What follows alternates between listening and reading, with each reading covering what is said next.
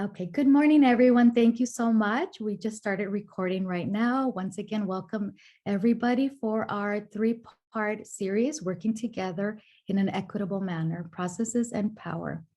Thank you so much for joining us today.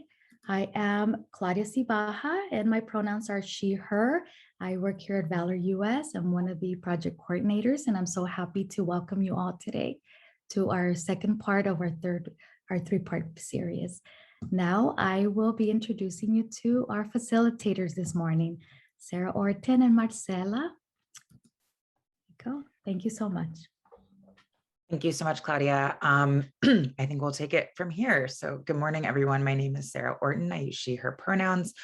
I am a project coordinator with Valor US. I work primarily on our rape prevention and education project. I know several of you from there, and I will pass it over to Marcela. Hi, good morning, everyone. This is Marcela. I use she, her pronouns, and I'm a project manager here at Valor US. I see some faces I recognize. I work primarily on the Advancing PREA project, working with rape crisis centers that are serving incarcerated survivors. And I also work on the LEAP project, primarily working with women of color and providing leadership development on finances and budgeting and all sorts of things. So I'm very excited to be here with you all today. Welcome. So I want to give a quick overview of this series. This series started in June and July, and we facilitated several webinars really centering non-traditional community partners like labor organizations, LGBT centers, immigrant rights organizations, really encouraging our centers to branch out from working with medical folks or law enforcement and really thinking about the communities that we may not be serving quite just yet or that may not be showing up to our centers. So I encourage folks to go ahead and watch those. Those recordings are available on our website. Sarah will be dropping that in the chat. And as Claudia mentioned earlier today, our series of web conferences are really grounded in our community blueprint for community partnerships, a roadmap to creating partnerships and collaborations between rape crisis centers and our allied organizations. So that will be available later this month. But this is a bit of a preview and a training on how to use the manual and how to use the blueprint. So to get us started, we're going to take a look at these learning objectives. So by the end of this webinar, participants will be able to identify the challenges in creating an equitable process for collaborative work. And of course, we're going to want to hear from you and the challenges you've experienced. Describe the strategies for addressing imbalances of power that often exist in our partnerships, and then create effective processes for working together that match really the underlying values of our own organizations.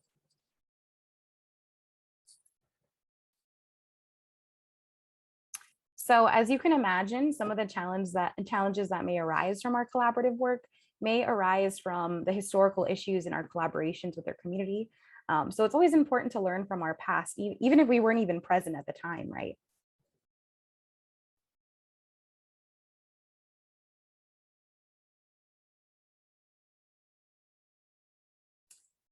So, right, it's important that you consider the history your organization may have with the organizations you're interested in partnering with. And these are just a few questions you can start by asking internally at your organization.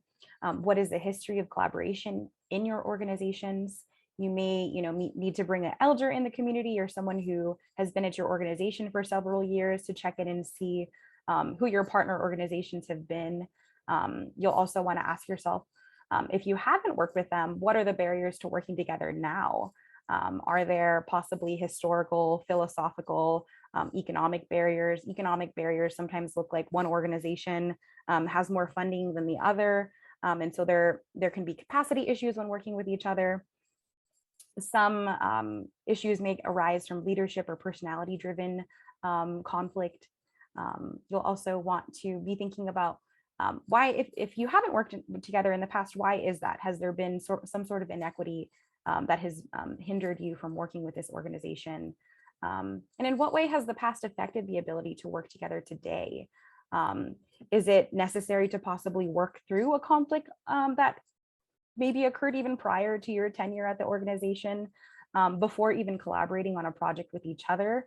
And so really addressing these questions will help facilitate trust building, and create an opportunity to really ameliorate any long-standing tensions or conflicts. Because again, if they go unattended, they will sort of undermine our current efforts.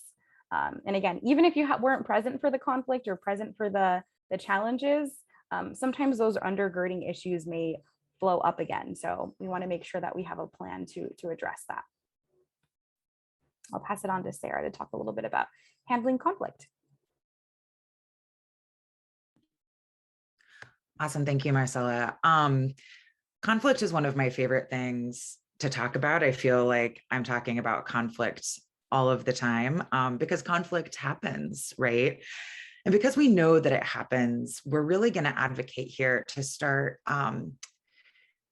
really building resolutions into the framework of your partnerships, and having conflict resolution really baked in there, as well as measures to prevent conflict, so that if and when it comes, and more when it comes, because it will always eventually, and in both big and small ways, that it doesn't just totally crush us. Because sometimes even the tiniest seeming conflict or misunderstanding can really fester and ruin our relationship. So we're going to spend the next little bit here talking about how we build in ways to handle conflict, defining conflict, and really talking about normalizing this as a part of our processes and relationships and community partnerships. And before we do, I'm just going to go ahead and launch a poll. You should go ahead and see that on your screen now. We just kind of wanted to get like a little temp check on how confident and comfortable people feel addressing conflict between your organization and maybe another partner organization. So I see the results are coming in now. We have some folks saying that yes, they do feel confident. Most of the folks are saying right now that sometimes they feel confident. And we also have a good amount of folks saying, no, they don't feel confident at all. And so I will give people just a couple more moments here to answer if they have not participated and would like to, and then I'll go ahead and share the results just because I think it's always interesting for folks to see. I'm going to go ahead and close this poll in 5, 4, 3, 2, 1. So you should see the results on your screen now. So we have about 14% of folks that feel confident. That's really only like 2 folks in the space right now. We have the majority of everyone saying that sometimes they feel confident. And then we have about 20% of folks saying that they do not feel confident. And so we're going to talk a little bit about why that might be. And while we do that, we actually want to kind of bring you into a chat question here with us. So just take a couple of moments and if you can, offer us a really brief definition of conflict. How do you define conflict? And you can go ahead and start typing that in the chat whenever you are ready. And we thought it was important to kind of get a shared understanding of the knowledge that everybody is bringing into the room around what they define as being conflict, right? Because oftentimes something that might feel like a conflict to us does not feel like a conflict to someone that we're in partnership or relationship with. I think that we've all experienced situations in which somebody has like interpreted our behavior or something that we've said or done or any number of things in a way that we didn't intend it, right? So what might feel like conflict for someone else is not necessarily something that feels like a conflict for us. And the other piece that I wanted to mention here is that what we might call conflict is this tension that really exists in power imbalances sometimes. Marcella kind of mentioned, and we'll talk about it more in just a moment, but oftentimes when we're partnering with folks, it's not just like, not everybody is totally equally resourced, right? Usually somebody has more systemic power than somebody else. Somebody has more resources than somebody else. And there's this tension that just kind of inherently exists in that. And it always will. And a lot of times that's where our conflict is born from, is just the inherent tension that exists in these power imbalances. And when we start talking about normalizing conflict, we're actually going to advocate that we don't shy away from this tension and sweeping it under the rug and pretending like it doesn't exist when we all know that it does exist. Not all conflict is toxic either, which we'll also talk about. And avoiding conflict, or like I said, ignoring the tension of these power imbalances, is often what makes what could be a healthy conflict or a learning experience turn into conflict, and then that leads to more conflict. So I'm going to peek at the chat really quick and see what folks have said about defining conflict. Let's see. Maria Jose says, what if it's that political views why we don't work with certain orgs that we used to? Yeah, that's an excellent question. I see that Marcella says that we will get to that in just a couple minutes. Lindsay says that a difference of opinion may cause you to perform tasks differently. Absolutely. Jessica says disagreement. Jessica V says that that conflict happens when there is a misunderstanding or not being on the same page. Carol says a different philosophy, approaches to services. Vanessa says a disagreement that may interrupt a relationship, which Lindsay seconds. So yeah, all of these things that lead to conflict, most certainly. And so again, these, I mean, a lot of responses, right? These are things that people are very familiar with at this point. People who've been partnering with organizations for a long time, things that we see happen consistently, which is why we're talking about the importance here of normalizing conflict. So the couple of things that we really wanted to lift up here is that conflict is a normal part of working with others. It just is. Also partners may have different cultures, values, norms, and perceptions, or as some folks mentioned, different ways of doing things. And what we want to do is build in a process for conflict management early on, knowing that these things are probably going to bubble up at some point. And we'll be kind of talking about having some discussion around ways to do that in a few minutes. But something that I think is true is that conflict intervention is not a normal part of our society, right? This is not something that we're really trained to do or socialized to do in our society from when we were young. I think that we are often taught to kind of sweep it under the rug and be polite and pretend like it doesn't exist and kind of uphold all of these other social norms by conflict avoidance, right? Yet ignoring conflicts or sweeping it under the rug doesn't really seem to prevent conflicts from happening.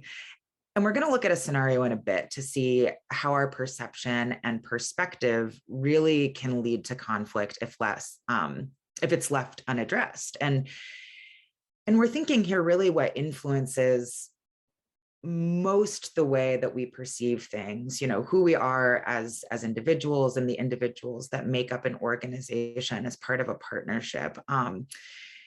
One of the biggest factors that determines the way that we're going to perceive something are our values, the cultures that we were raised in, their societal messaging, its past experience, right? And I think the thing to remember here that's important about normalizing conflict is that really, because we've all been kind of socialized in these conflict avoidant norms, it's important to create our new norms in partnerships that view conflict as a healthy part of the growth process and us moving forward together. Like I mentioned before, conflict can be healthy or it can be toxic. And conflict can also be really great because it can help us identify where the inequity lies, right? There's a lot of schools of thought that say that a lot of harm is occurred because of an unmet need. If we're looking at an example, perhaps somebody who is arrested for stealing food, we look at the reason why that harm happened, and we see that that person doesn't have, access to food or access to basic needs, things like that. And we can kind of look at conflict through that lens too. And conflict, if we're able to examine it kind of impartially in this way, I think that it can help us see where there are inequities in our partnerships, where there are needs that are not being met, right? And how we can talk about it and come together to kind of address what those needs, identify and then address what those needs might be. The other side of that coin, I think, is that conflict can become toxic when we allow our perceptions to sort of run wild and snowball into something bigger than it really ever should have been, especially when there are, two organizations or two entities who are both having unmet needs, who are sort of like butting up against each other or competing for resources in a way, right? And things really, really don't need to be like that. And so we wanted to make this interactive and facilitate discussion and get all of your perspectives on perspectives. So I'm going to hand it over to Marcella to walk us through an example where maybe we can look at the way that some of these things might play out. Thanks so much, Sarah. I always love listening to you talk about how important it is to talk about conflict. I think most of us grew up talking about conflict in a way where we want to avoid it.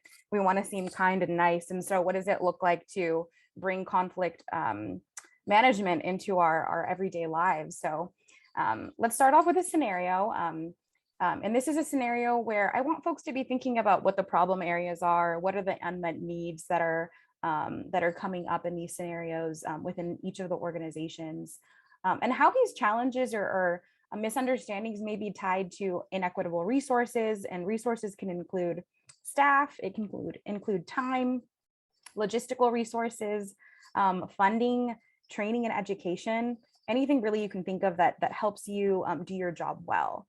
And also think about what are the cultural differences that may lie between these two organizations that we're going to talk about. And any differences in values that may play a role in challenges and misunderstandings between these two partners. And then, of course, demonstrating the power of perspective. I think Sarah spoke to this a lot more deeply, but really thinking about how we're telling the story and whether we're talking to the people that we have this conflict with, or if we're coming up with some sort of story in our own minds. And so we're going to bring up the backstory first, to give you a sense of what's going on between these two organizations. So I'm just going to quickly pause you and mention that I am going to drop a link in the chat for folks to pull up and follow along in case you get lost with this reading, but try not to read ahead. Try to let your kind of perceptions of this emerge naturally. But yeah, thanks, Sarah. And we'll be able to talk about this later. And so if you need to reread this, you'll go ahead and go back to the link that Sarah dropped in the chat. So here's the backstory. There are two organizations in a small community who are in the early stages of developing a partnership. Organization A provides labor and housing services and is well established in the general service area with an overall budget of $1 million and 20 staff members. Organization B, a small immigrant serving agency, has been around for a couple of years and is well established in the specific community it serves, but only has a budget of $200,000 and 4 staff members, very small. And volunteers from the community also provide support to the org. Org B serves immigrants, and Org A has a grant deliverable of reaching this population. So they go ahead and invite Org B to partner with the goal of extending their services into the local immigrant community. Org A designates one staff person, an immigrant outreach project coordinator. And again, Org A is the labor and housing services organization, to go ahead and work with the ED, the executive director of Org B, on the partnership. So, and then we'll pass it to Sarah. Talk about the other one. Okay. So this is the perspective of Organization A on the partnership. Org A is the labor and housing services. So Org A observes pretty early on that Org B doesn't seem very well organized or responsive. Sometimes it takes weeks to get an email response, and there doesn't seem to be a designated point person to manage the partnership. Org A reaches out to Org B to invite them to join housing task force meetings to provide their input, but they never seem interested. Sometimes they don't even respond to the invitation. A couple of times, Org B has invited Org A to community events in their neighborhood, but they never ask with enough time for the project coordinator to get approval to attend. Org B has also agreed to refer clients to Org A for services, but Org A hasn't received a single referral and has to report on the grant deliverable soon, which mandates that they serve a certain number of immigrants in need of housing. Org A wonders what Org B is even doing. Don't they even care about their population? Why are they disorganized? It can't be possible that they haven't encountered a single person who needs housing services. Back to you, Marcella. All right, so Organization B, the immigrant serving organization, is struggling with capacity issues.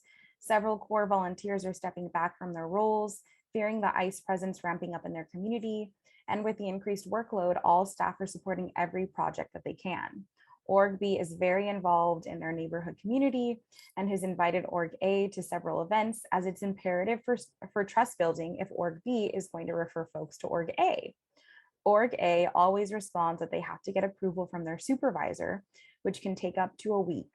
Org B is confused by Org A's decision-making structure and doesn't understand why Org A doesn't want their staff coming to their neighborhood. This gives Org B the impression that Org A doesn't actually care about immigrants in the community, just fulfilling their grant deliverables, and this hurts trust. Org A will also need Org B to provide translation services with their referrals, but has not offered funding for this. So again, go ahead and if you need to, check on the chat and pull up that, that link where the backstory and the perspective of both organizations are up again, if you need to reread them. But before you do that, we're going to give folks about 2 minutes to write their responses on paper.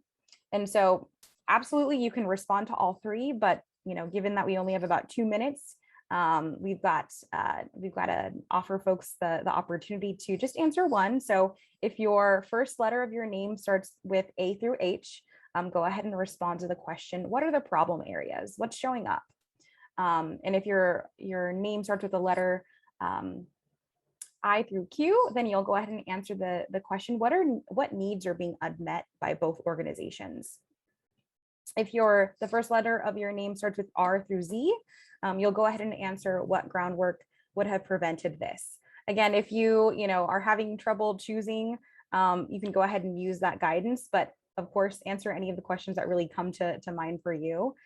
So we'll give folks about 2 minutes. We'll come back at about, let's say 10:32. Sarah's gonna put some music with no words on, and we'll come back together and have a conversation about what showed up for you all and respond to these questions together.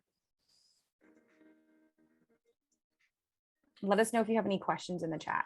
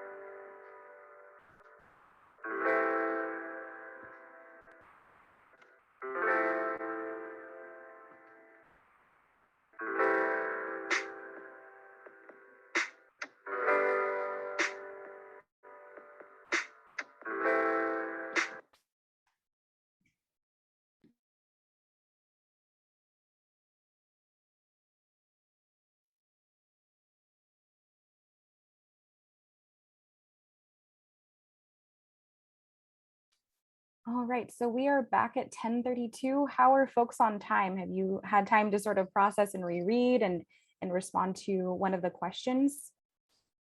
Feel free to drop something in the chat if you are ready. Let us know. Maybe raise your hands and see folks putting their hands up. All right, and I'm going to go ahead and also let folks unmute themselves if they prefer to unmute themselves. Go ahead and raise your hand, and then we'll let you know when you're ready to go. But I'm seeing some responses in the chat, so I think that's going to go ahead and signal that we're ready to go. So Jessica, I'm seeing you answered question 2. What needs are being unmet by both orgs? So org A, grant deliverables. Yep, they're not able to meet their grant deliverables of getting referrals for this project in terms of being able to meet with more immigrant community members. Agreements in the partnership aren't being met.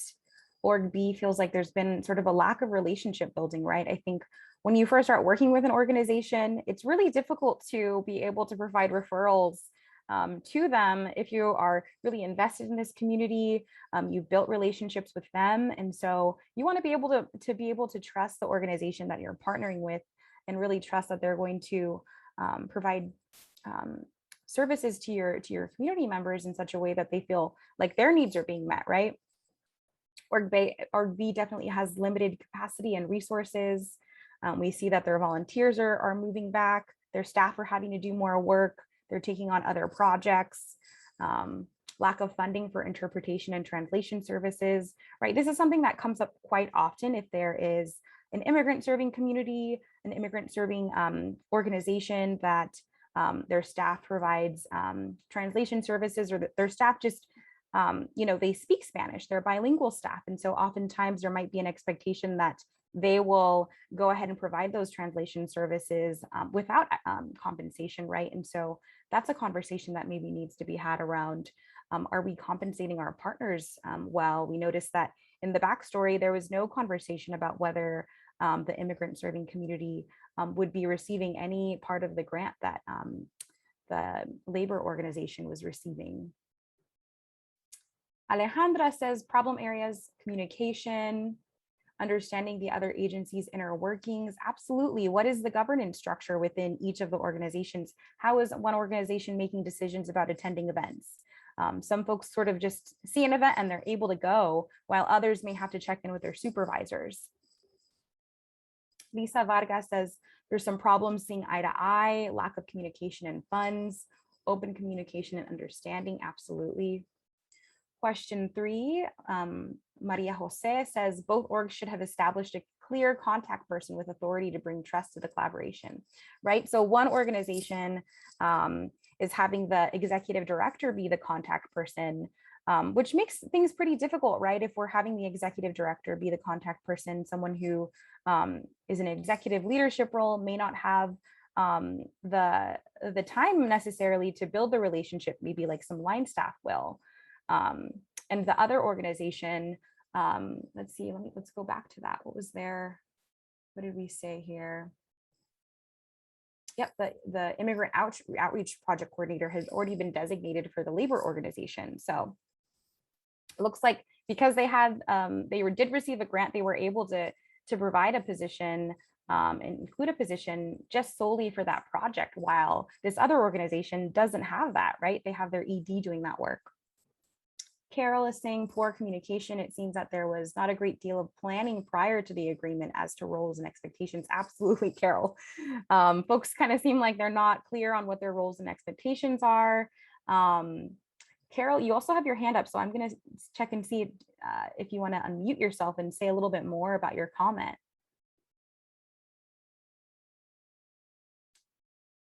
You can feel free to if you'd like to.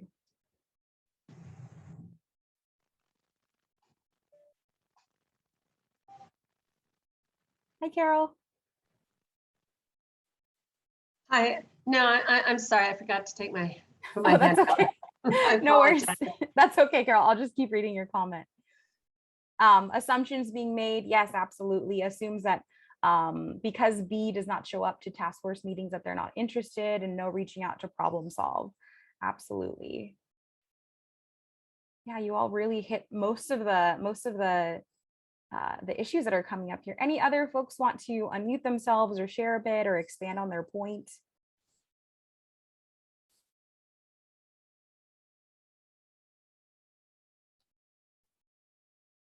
No? All right. So a couple other things I wanted to share as well is that, of course, I think Carol really hit this home in terms of they haven't reached out to each other quite just yet to problem solve. So I'm curious to get a little bit more from question 3 in terms of what could have prevented this from happening. What can we do now to ameliorate the conflict? Go ahead and reach out to problem solve, be direct about some of the issues that are coming up. How would other folks sort of show up and try to problem solve with this, with both of these organizations?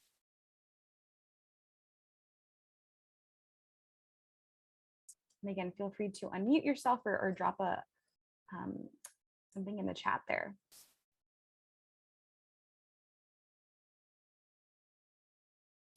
Okay, so as I'm waiting for folks to maybe drop something in the chat, the other piece of this was also having a conversation about what it means for Org A and Org B to be working together, what it means for Org A, the labor serving organization, to be serving the immigrant population.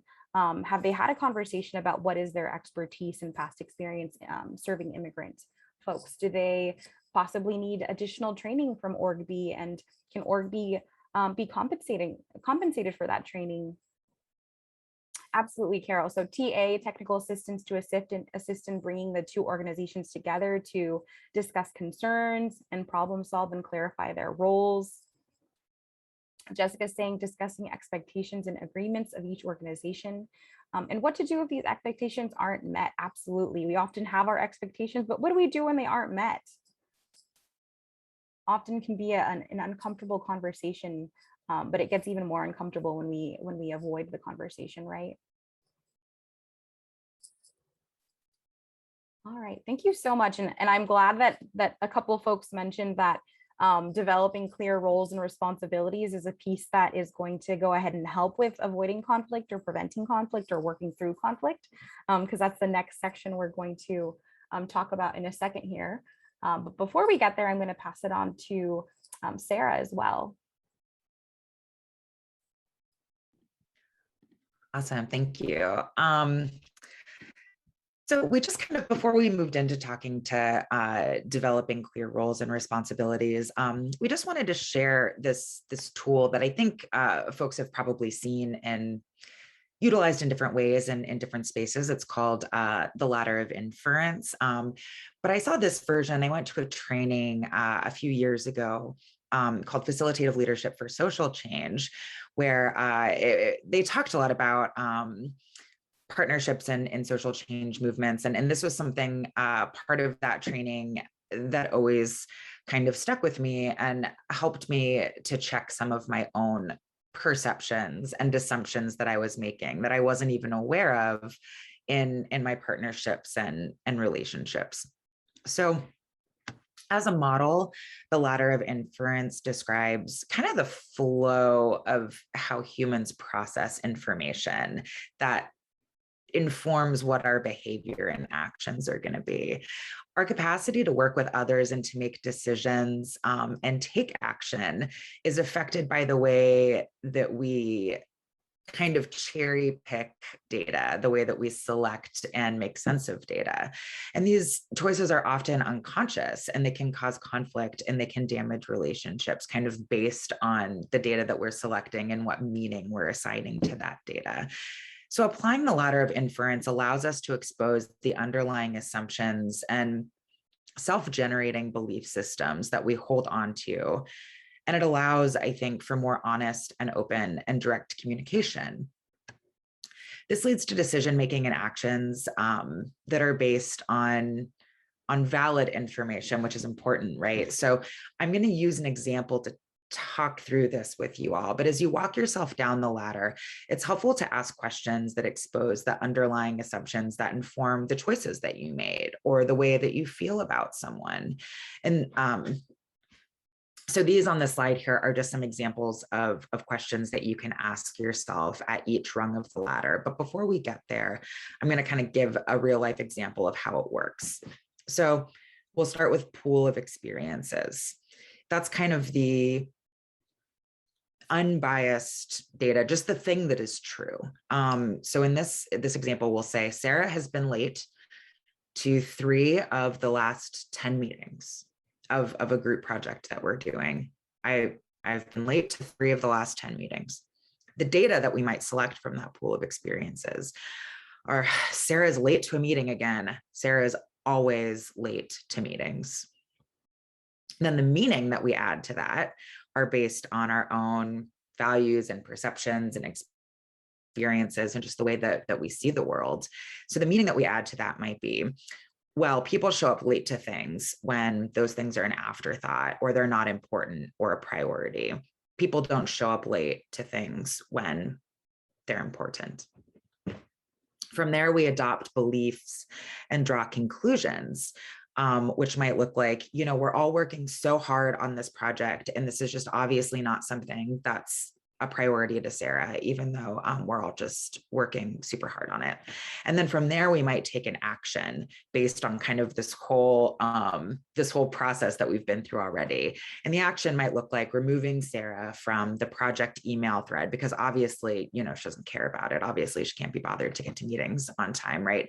And that might be a bit of an extreme action. I don't know that all of us would just automatically do that, but things like that can happen, right? We make all of these assumptions and we draw these conclusions based on the data that we've sort of cherry picked, and we take action based on that, whether that's not selecting someone for certain projects or whatever the case may be, or just how we decide that we then feel about that person for the rest of forever. And so some questions that might be, if you notice yourself doing this, and we all do this, some questions that are helpful to ask are, let's start with selecting data. You can ask yourself, why did I notice this? Why did this strike a chord for me? Did I notice this because of other experiences with this person or the situation? Did I notice this because it happens to be a particular pet peeve of mine? Did I notice this because of the identity of the person, right? We can also see how inequities and white supremacy and oppression all play into how these decisions come about, or how this kind of informs our beliefs. Asking yourself, why do I feel this way? And what did I miss? What could I miss about, or what may I have missed about this situation? When you're adding meaning to the data that you've selected, you can ask yourself, what meaning have I assigned based on my personal experiences? Is this really striking a chord, or is this a pet peeve of mine because I've had life experiences that tell me that the thing that I'm feeling or thinking is true? Have we had people who have become unreliable on a project, and the kind of first warning signs of that were being late to meetings or missing meetings? And then asking yourself, how is that meaning informed by my cultural values? It could also be, how is that meaning informed by my implicit biases, by the systems of oppression that I benefit from and uphold, right? And then lastly, if we're making assumptions, just, simply asking, why am I making this assumption? And is it possible that something else is true here? So an example of using this, this kind of process of questioning, and the example that we discussed just a couple of minutes ago, might look like, okay, so Sarah has been late to 3 out of 10 meetings. Therefore, she's actually on time most of the time. Was there a recent change in Sarah's availability or capacity? Maybe we should ask Sarah about that before removing her from the email thread. And maybe the way to ask that is not, why have you been late? It seems like you don't care, but hey, is something going on with you? How can we support you? Also, we might ask ourselves, what is the actual impact of the tardiness? Is this something that's like just a pet peeve because culturally it feels disrespectful? Or is it disruptive? Does it delay forward progress? Are people from the group having to do a bunch of additional work to pick up the slack that's caused by Sarah's tardiness, right? So, we don't have answers to these questions. You'll find just based on the information that we have, the pool of experiences and the data that we have selected. So this is why it's important to sort of ask some of these questions, and oftentimes this would, generate a conversation between yourself and the person who you're making assumptions about. So I'm going to hand it over to Marcella to talk about roles and responsibilities and how that can really kind of reinforce everything that we're saying about conflict resolution and how it might really prevent a lot of these issues from happening in the first place. But we did just kind of want to offer this as a way of thinking about our perspectives. Thanks, Sarah. As you were talking about all this, I'm like, oh, those are definitely things I have made assumptions about. So it's a great tool. I'm going to use that often now. So yes, we're going to go ahead and talk about developing clear roles and responsibilities. There really are two arenas where you're going to want to develop clear roles and responsibilities. One is the inner workings of your own partnership and collaboration. Maybe that's getting really straight on what your organization has to do with this partnership. What are the roles and responsibilities you hold? And how are you going to conduct that work in partnership? And what kind of expectations do you have for your partner? Does your partner know you have those expectations? But before we get into that, we're going to do a quick poll question just to gauge where folks are at in terms of have you ever been in a position where your roles and responsibilities were unclear? So we're going to go ahead and post that up there. Is it constantly that you're unclear about your roles and responsibilities? Is it sometimes? Is it never? You're never clear on your roles and responsibilities? I don't see anybody putting never, so that's a good sign. I do see a few folks saying constantly. They're constantly unclear on their roles and responsibilities. The majority of folks are saying sometimes they're unclear on their roles and responsibilities. So I'll give folks a few more minutes to think on that and let us know. No shame if you say never. This is an anonymous poll, so we won't even know who chose that one. So feel free to be honest about this one. I've certainly been in positions where I was a little bit unclear on my roles and responsibilities and had to get clarity around what the objectives of the project are, what are the expectations around me meeting those objectives, and who and which parts of the project are we working together on. There may be some parts of the project where you're partnering with your partners, and there may be some parts of the project where you're sort of working on those activities or those objectives on your own. All right, so I'm going to go ahead and end the poll and share the results. And folks can see that about 23% of folks are saying that they're constantly unclear on their roles and responsibilities. And about 77% have said that sometimes they're unclear on their roles and responsibilities. So let's go ahead and unpack this. Let's go ahead and debrief on why that may be. And first, I want to hear from folks in terms of, what is it that makes it unclear about the roles and responsibilities that you hold? What do you think is leading to this lack of clarity? Is it that there's too much to do and too few people to do that? We talked about that in the past scenario with the immigrant serving organization that said, folks were fearful of ICE, and so the volunteers took a step back and the staff had to take a step forward and start taking on other projects that maybe they weren't a part of before, and sort of have to, all hands on deck. I think we've all kind of been there where we wear many different hats at our nonprofits, and we have to figure out what is our role. And maybe we need some training in order to be able to fit into that role and really be able to do the work that they're asking us to do. Absolutely. I'm seeing Cassandra say lack of training and guidance. Absolutely. Clarity, I often say clarity takes time and resources. If you don't have time to ask your manager or ask a partner, or maybe you don't even feel comfortable asking your partner, what was the previous person's role on this project, and having a conversation about how can we improve the communication that we have between each other. I'm seeing Maria Jose say, when your position is questioned. Absolutely. I think sometimes, and I'm not sure quite, there's different ways that our positions get questioned.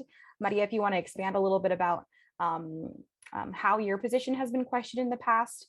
I know from working with advocates that go into correctional facilities that their positions often get questioned by folks in corrections. They may be asking, well, what is your role here? You're an advocate, but we have therapists at our prison, so we don't really need you here. And so making sure that even if the person at this correctional facility may not be your direct contact on the project, that they do know what your role is and that it's separate from a therapist. Oftentimes, I think also when working with prisons, correctional staff may be weary of having advocates present during an investigation. And I think oftentimes this happens in the community as well. Law enforcement might be weary of this because they're worried that the advocate might intervene in the investigation or be distracting during the investigation process. And so oftentimes it's cultural differences too, right? That you might be working with an organization that has political differences with you, and you're trying to figure out how can we partner with each other if we don't have the same political or philosophical understanding of how to do this work.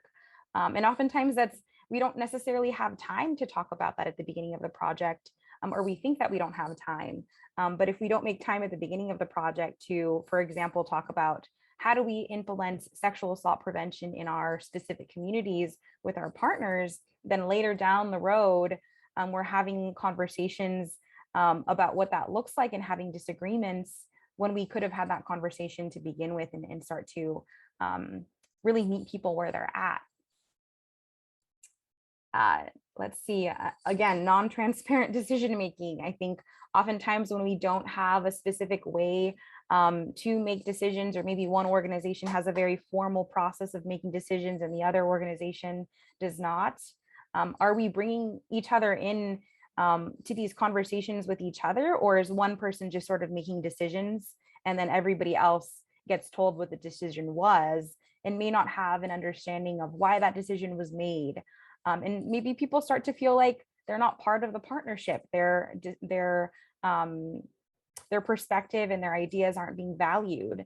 And so oftentimes I think when that happens, people will start to pull back from the partnership, may feel like they're not being valued. And so if my time or my ideas aren't being valued, that sort of starts to bring tension into our partnership.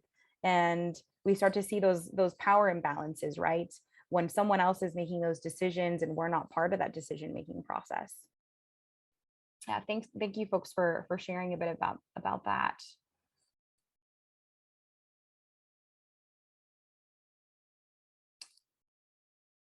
So again, a big part of creating roles and responsibilities is having a conversation about how your partnership and collaboration will operate. And so these are just a couple questions you can keep in mind. You can ask your agency internally before starting a collaboration. And also you can ask these questions to your potential partners. So the first question is, how do you collectively keep equity and justice at the forefront? And this is really an ongoing conversation that I think can be asked between partners. Even though equity and justice tends to have, a couple different definitions, the way that we practice equity and justice can look very different between different organizations, depending on our mission and our vision. Again, maybe not such a fun question to ask. What is your governance and decision-making process? Is a great question to ask before starting a new project or activity with a partner. Some agencies have more hierarchical decision-making structures than others, while others are a little bit more horizontal. Again, I'll bring up partnerships between rape crisis centers and prisons. Yes, obviously prisons have very hierarchical decision-making processes. They have very hierarchical positions as well. And not to say that we don't have hierarchy in our own rate crisis centers as well, or our state coalitions, but oftentimes at prisons, they really value when someone who's higher up the ladder tells them what to do, rather than hearing it possibly from their community partners when they haven't quite earned their trust or earned their respect. And so having this understanding of how your partner makes decisions is going to help you in terms of making decisions. If you need to get approval to do something, you can plan ahead of time, instead of sort of having this prolonged approval process where you're kind of trying to figure out, well, who needs to hear about this in order to get something approved. And again, do you have, folks already shared this when we were talking about our scenario, do you have clear agreements about how decisions will be made, how resources will be allocated? If you're starting a project and inviting an organization and you've just received grant funding, will you be providing funding to that organization that you're partnering with to do this work with you? And who can join in making the decisions? Some organizations may have, again, more of a hierarchical process, so they may have the top decision makers making these decisions. Meanwhile, your organization may be more collaborative and more horizontal and be thinking about, okay, we want line staff to be part of this decision-making process. They're the folks that are doing the day-to-day work. So why aren't they part of the decision-making process? And so maybe this is a conversation that you have with your partners about, well, I know this is how you do it in your everyday governance structure, but when we're in partnership, it really would benefit us to have people that are on the ground also be part of the decision-making process, because they know what's happening day to day. They know the issues that are coming up in the community. They know the issues that their clients and the survivors that they work with are experiencing. And so this isn't to say that this will solve all the problems that we have, right, when we're in partnership with each other, but they certainly can be prevented when we sort of have these upfront conversations at the beginning of our partnership. Because I think really governance and decision making is sort of that invisible force that makes our partnerships kind of grow and move forward. And when we ignore how governance is created, those who feel most comfortable and confident voicing their concerns and their decisions may hold the most power in that partnership. And so if we're keeping equity in mind, we know that folks with marginalized voices often get stifled and unheard. And so when we don't have clarity about how to make collective decisions, these are the folks that sort of get left at the margins. And again, may not be the most fun conversation or the most interesting conversation you have with your partners, but it certainly can prevent misunderstandings and help you establish clear boundaries and ensure that every voice at the table is really being heard. All right. So we're going to go ahead and move on to this section where we say, don't scrimp on logistical resources. Partners and collaborations really depend on clear communication and thoughtful coordination. So you don't want to scrimp on these logistical resources, right? And when we say logistical resources, we're talking about the folks that keep us moving, the folks that are scheduling our meetings. This person might be the person who identifies folks that are attending meetings. They're notifying people of meetings that are showing up. They're putting things on the schedule, making sure that if you're working on an MOU with your partners, that you're checking in with them on a weekly or monthly basis, depending on how often you need to be checking in on, is this MOU moving along? Are there some issues that have come up when we're reading this MOU that need to be changed? And so this person can really make sure that all your ducks are in a row. In addition to that, is in terms of scheduling and following up on things, is also making sure that people are prepared when they're showing up to meetings. I know I've shown up to meetings before where folks are kind of scrambling to figure out what's going on in the meeting. And we're not quite sure how we want to show up in the meeting. We're not quite sure what we need to contribute to the meeting in order to make sure that it's a successful meeting. And so making sure that there's someone who's scheduling, making the agenda, making sure the agenda has an objective and an outcome. And then someone who's writing notes, keeping and disseminating those notes in those minutes.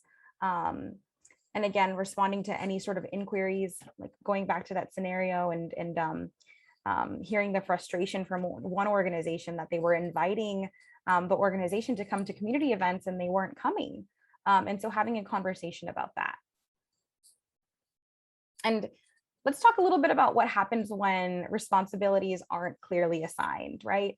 Perhaps not everyone who needs to get invited to a meeting gets invited. It's an accident. And then that person feels unintentionally left out sort of due to this oversight. And so what kind of tension could that cause if you're not invited to a meeting that you thought you were going to be a part of? Folks, again, I said this earlier, folks may not know what the purpose of a meeting is and may not feel prepared to attend and be fully present.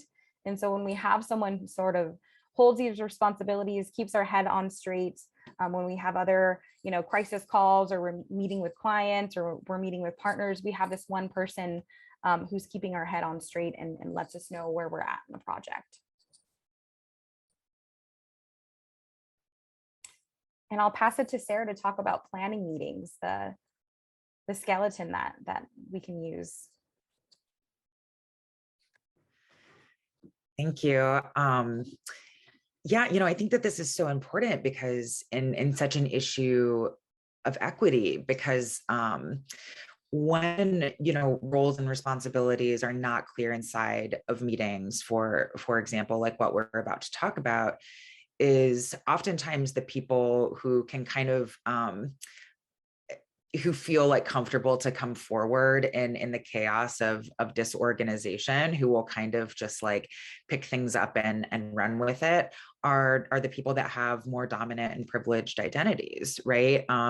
It's typically not the newer person or the younger person or the gender diverse person or the person of color, right? Who are like feeling like they can just kind of command a meeting and take ownership because of the way that positional power gets assigned and the way that hierarchies work. So I just really think of this as an issue of equity as well. Here's an example that I like. It's also from the Interaction Institute for Social Change, who, their whole work is really around power and equity in social change structures and partnerships.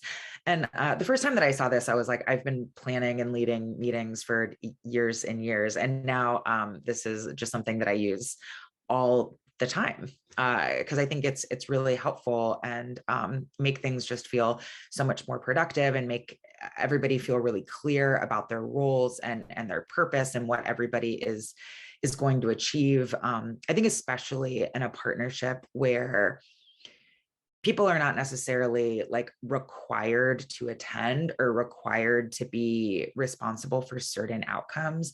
People put their energy and their best thinking into projects that feel like they're going places and relationships that feel like they're going places, right? We just kind of naturally default to that. And I think having really great meeting preparation and facilitation is one of the ways that we can, make it feel like everybody's heard and like things are really getting done.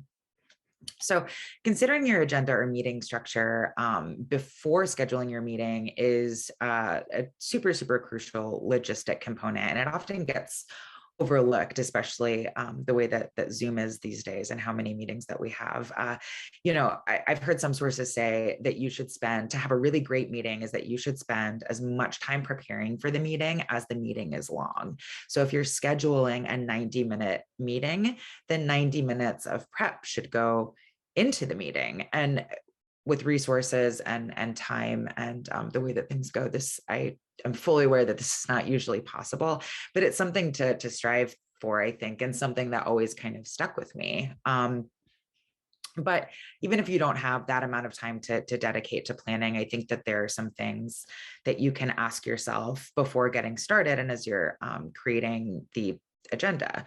So question number one is what is the purpose of this meeting? Why are we meeting? Are we planning our meeting so that we can make decisions or so that we can make a plan or solve problems? Also,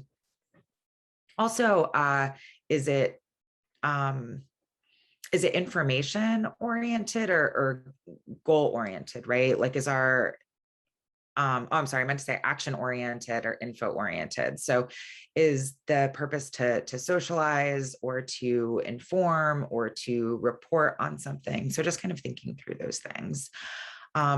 Also, I find it really helpful to make desired outcomes rather than agenda items, because desired outcomes answer the question, what will be achieved?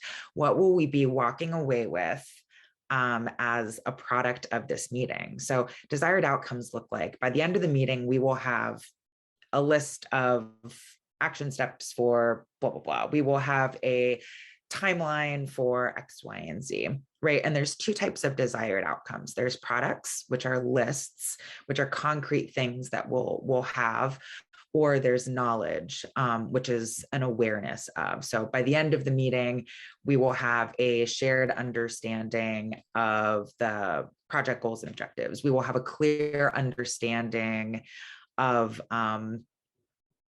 power structures, those kinds of things.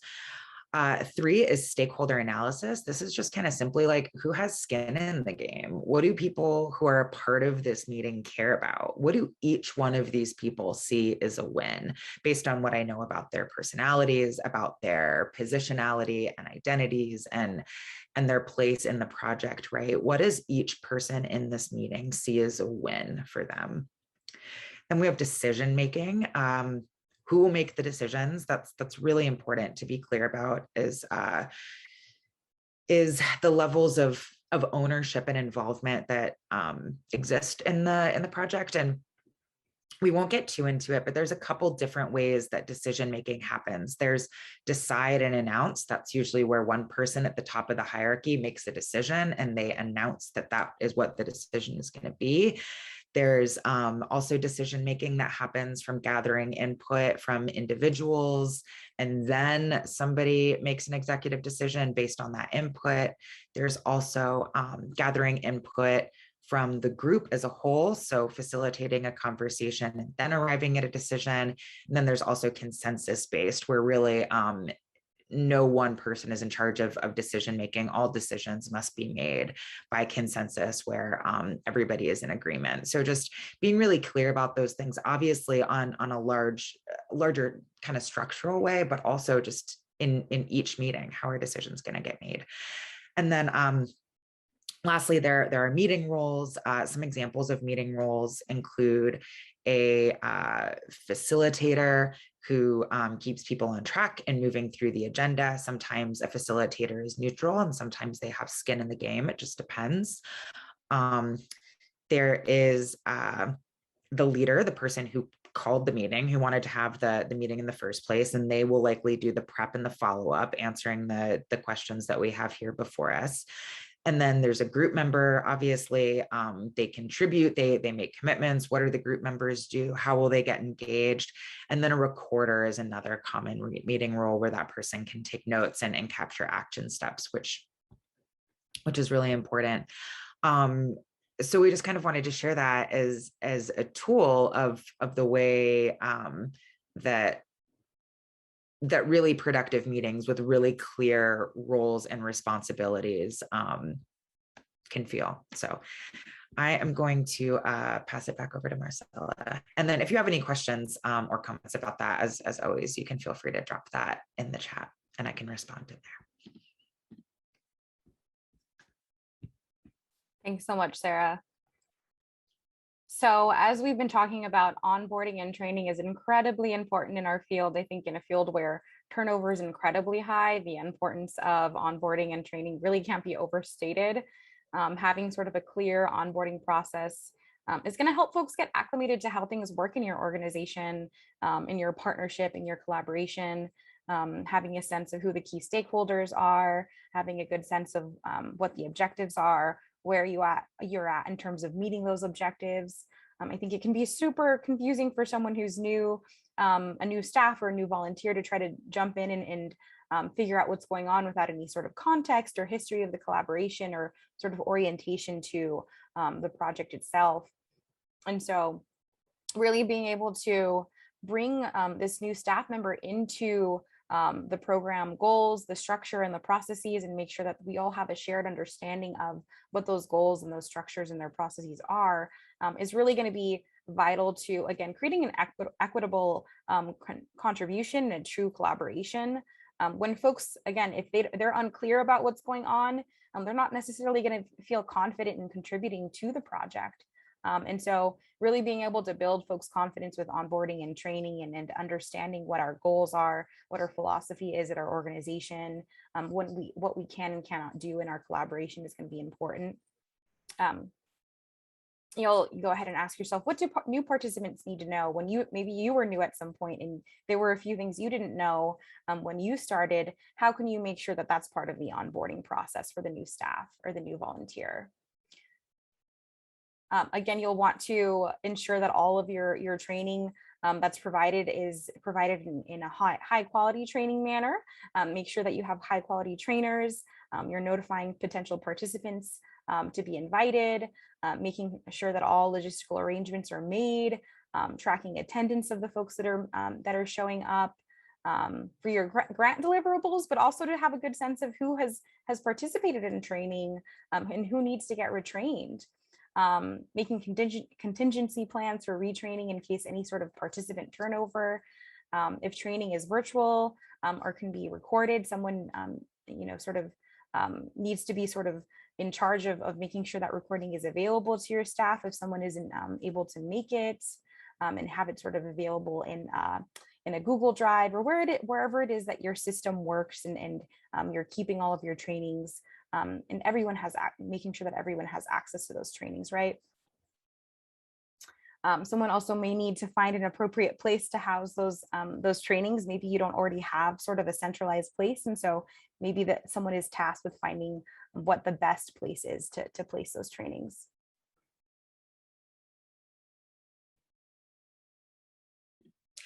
Yeah, I think that's, whether that's a Google Drive, our shared folder on Google Drive, or whatever the case, just making sure that there is kind of a centralized place where everybody at every level of involvement in the project can access important documents. I mean, if nothing else, it's really just a time saver of not consistently having to, wait for someone to email you back with the registration list or whatever it is, right?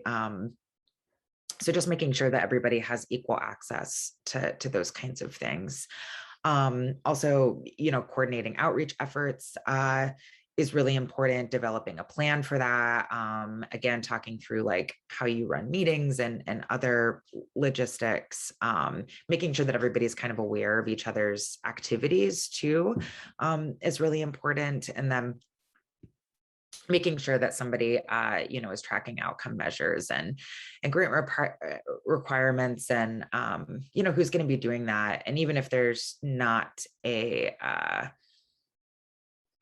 grant involved, just having the, agreed upon outcomes is really important, and making sure that everybody has an understanding of what project or partnership success will mean, and how you'll know when you get there and who will tell you.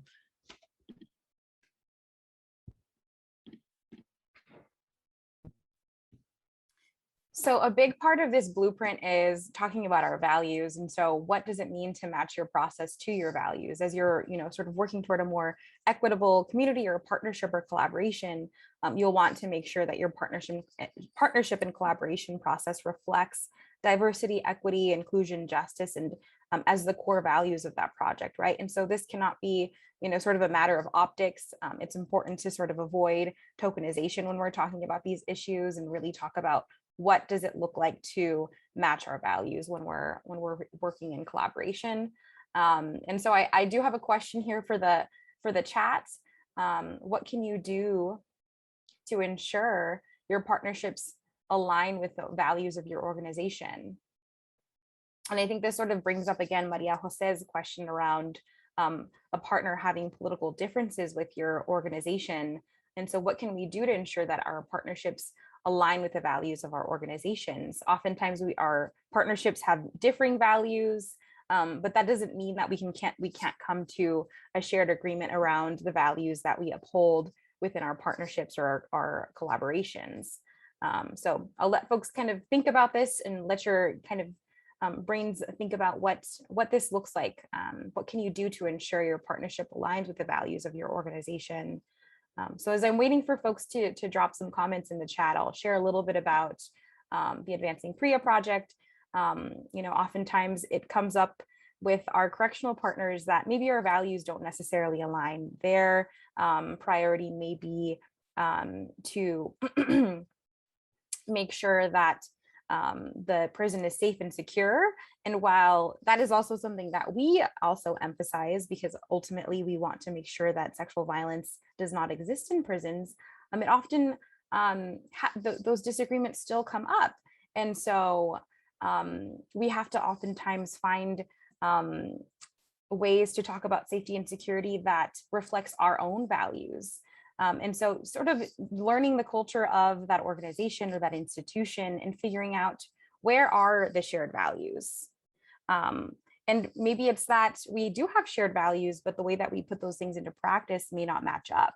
And so maybe that's the conversation that needs to be had, is that we may have some shared values, but the way that you put your values into practice looks different to mine. And so does that mean that we need to talk that through? Does that mean that you just have a different role in this process and I have a different role? Or is it that we need to be coming together and finding some commonalities? Yeah, so Carol's saying research prior to entering into a partnership, look online to see their mission, vision, and values. What kind of services does the potential partner offer? Who is their target population? And meet with them often to discuss values.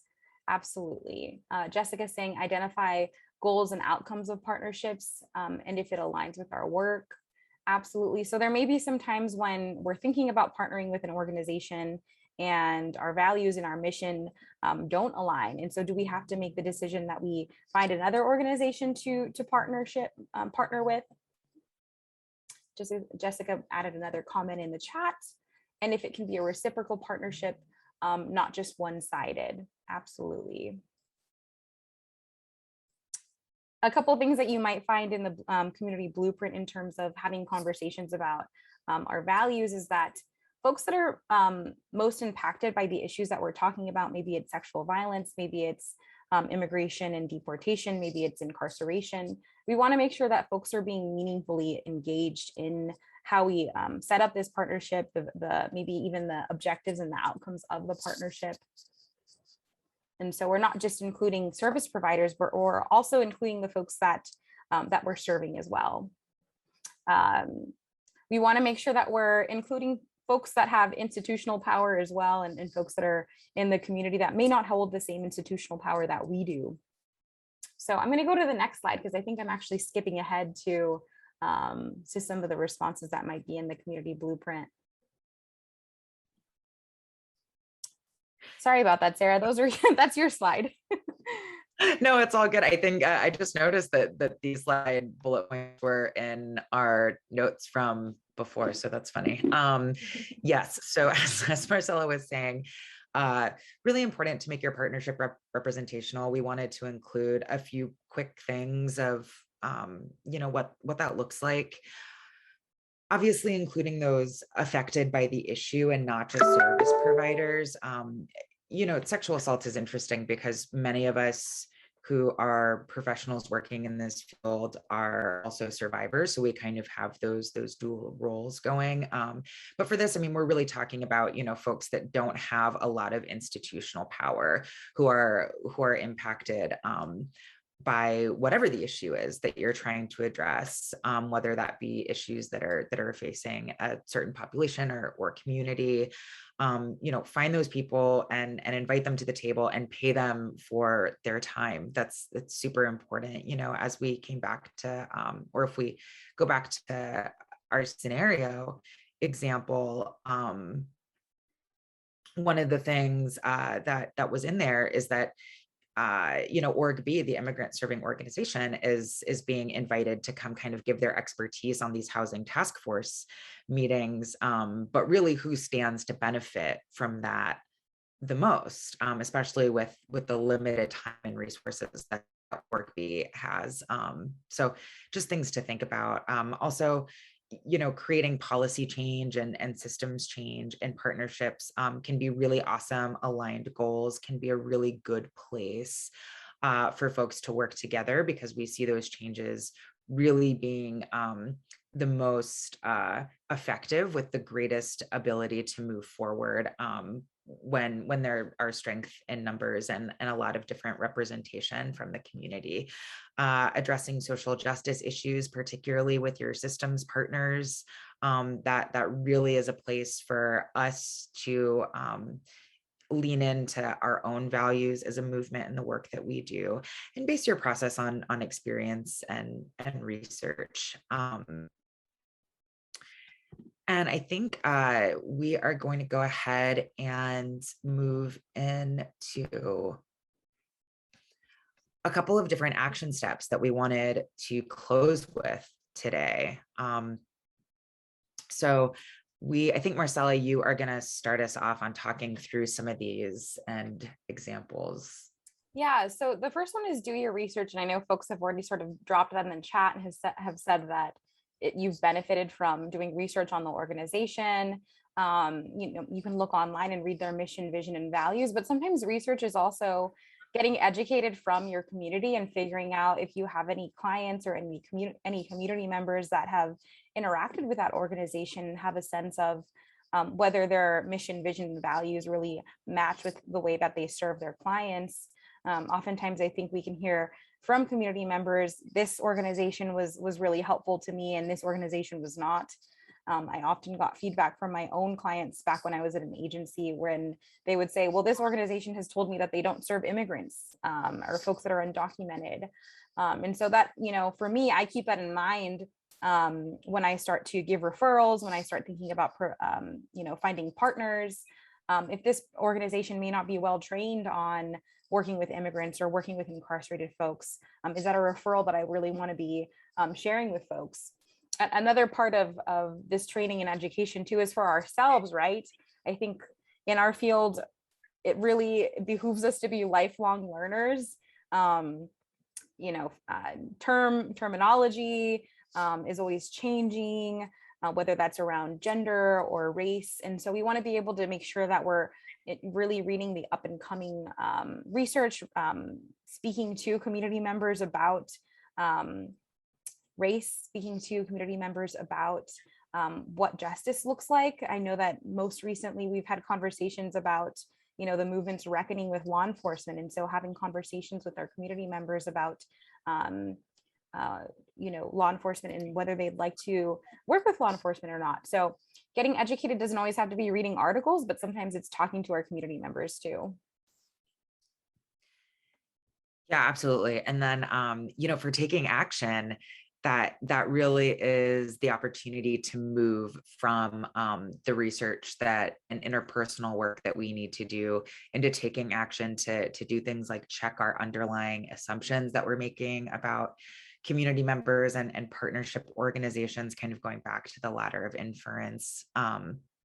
Making time to listen to what partners want and need, and really thinking about conflict management as a strategy for making sure that everybody's needs are met as much as they can be, and identifying where those needs are and where the inequities are.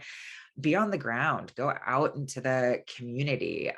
In the scenario, we saw what a devastating impact it was when Organization B, the immigrant organization, felt that the housing organization didn't want to come into their community. They were like, why are they like too good to like come to our neighborhood, so it's super important. Also, knowing when not to go is really important. That'll kind of be hopefully something that comes from your research, and just being able to sort of, make those calls and show up when you need to and step back when you need to. Yeah, another conversation we had earlier was ensuring equitable compensation.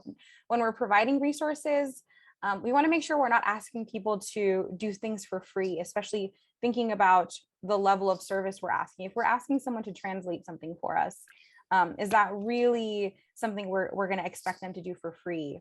And if you can, and you're starting a partnership at the beginning, really try to build that into your budget and talk to your finance folks and advocate for making sure that your partners are well compensated. If maybe you don't have a partnership quite just yet with someone that's quite official, but you might want to buy a table at your partner's events. If you are holding events in that community, you'll want to hire local vendors, people of color vendors for your events.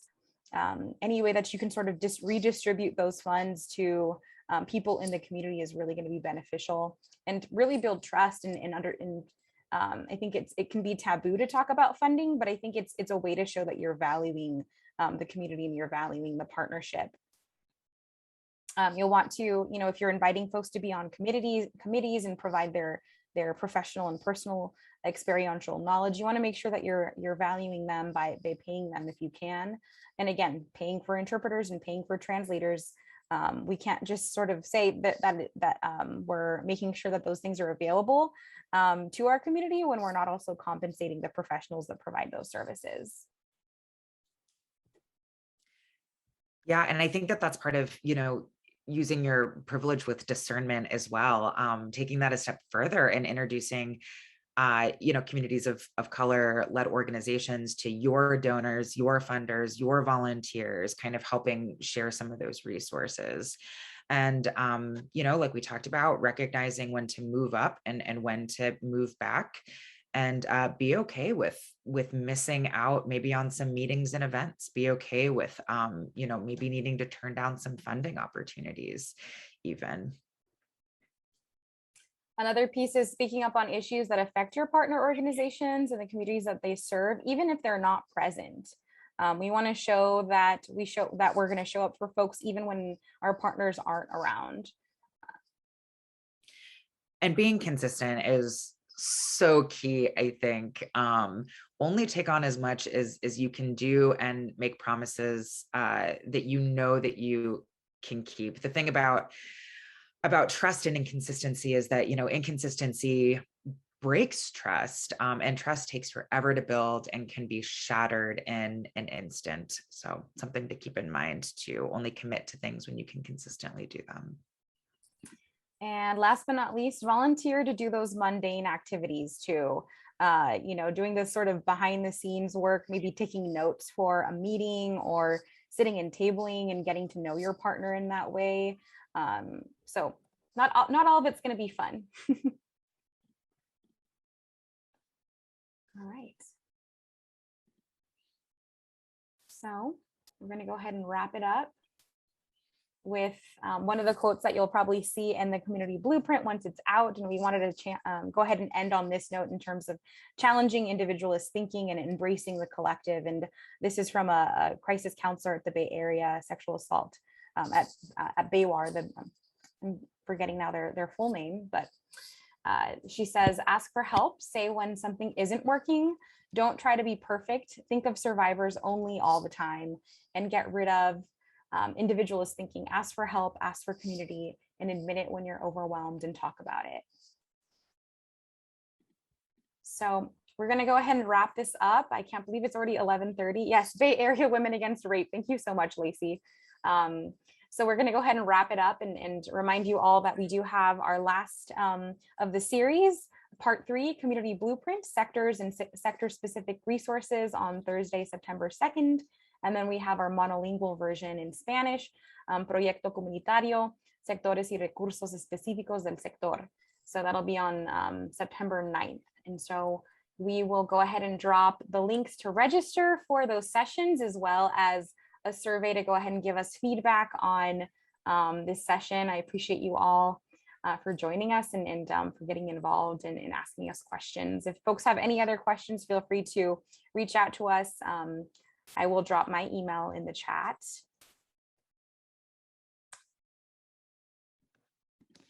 Any last words, Sarah? No, any last words? No, I'm good. I'm dropping my email in the chat too. Thank you so much for coming today, and please take the survey and let us know how we did. We always really appreciate your feedback, and honestly do read them and make adaptations based on that. So take care, everyone.